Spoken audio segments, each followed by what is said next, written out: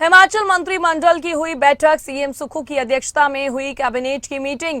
Police भर्ती में 1 साल की राहत देने का फैसला। शिक्षा विभाग में भरे जाएंगे एनटीटी शिक्षक 200 पद।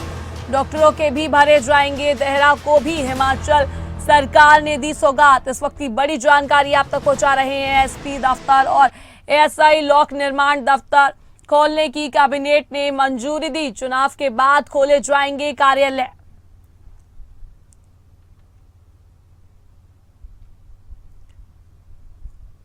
इस खबर पर ज्यादा जानकारी के लिए हमारे साथ प्रदीप ठाकुर जुड़ गए हैं। प्रदीप, जो मंत्रिमंडल की बैठक हुई है, बैठक के अंदर क्या कुछ मुद्दों पर चर्चा हुई? प्रदीप, विस्तार से जानकारी दीजिए दर्शकों को।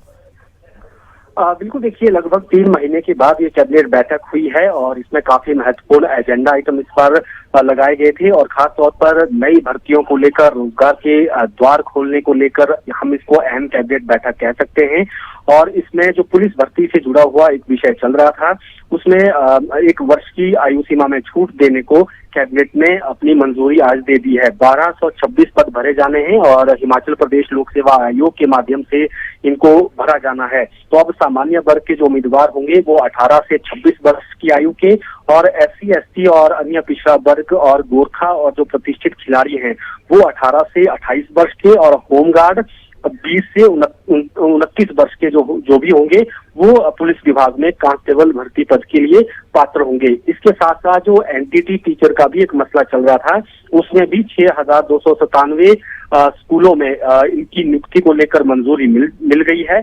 और इसमें हिमाचल में एक जो दिक्कत आ रही थी कि यहाँ पर एनटीटी कोर्स जो है वो जो न्यू एजुकेशन पॉलिसी में गाइडलाइंस है कि 2 वर्ष का इसमें डिप्लोमा डिग्री होनी चाहिए। हिमाचल में ये डिग्रियां हुई है तो 1 वर्ष की हुई है। तो अब उसमें भी मंजूरी दे दी गई है कि उनको भी अप्लाई करने का मौका मिलेगा, आंगनबाड़ी वर्करों को भी अप्लाई करने का मौका मिलेगा, और फिर उनसे एक ब्रिज कोर्स करवाया जाएगा ताकि जो गाइडलाइंस है इसमें केंद्र सरकार की, उसके मुताबिक वो 2 वर्ष का कोर्स हो जाए। तो ये हम कह सकते हैं कि काफी अहम फैसले आज इसमें लिए गए हैं। और देहरा जो जहाँ पर चुनाव इस वक्त हो रहे हैं, तो वहां के लिए भी बड़ी घोषणा की गई है।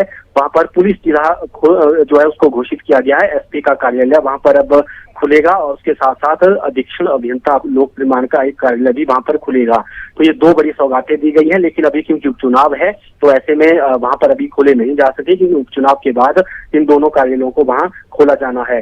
जो प्रशासनिक ट्रिब्यूनल की बात चल रही थी, उसको भी अब फंक्शनल करने के लिए 84 पद आज नए जो है वो स्वीकृत किए गए हैं।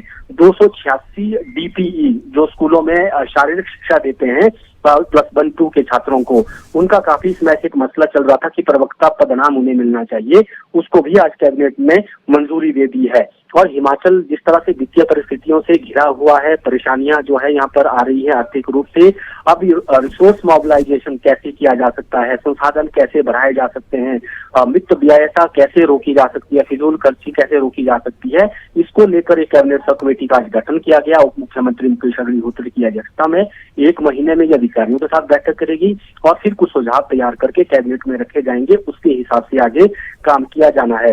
तो काफी अहम हम कह सकते हैं कि आज की ये बैठक कैबिनेट की बैठक रही है। और अभी जो ज्वलंत मुद्दे प्रदेश में चल रहे हैं, जंगलों में आग की लपटों में जो है जंगल हैं, और सूखे की स्थिति और जल संकट भी प्रदेश में है, और मानसून आने वाला है। तो ये सारे मसले भी आज समीक्षा में रहे और उसमें भी कैबिनेट मंत्रियों ने आपस में विचार विमर्श किया है कि इसके लिए हम आगे क्या कर सकते हैं। जी प्रदीप, आपने तमाम जानकारी दी। तमाम जानकारी के लिए बहुत बहुत शुक्रिया।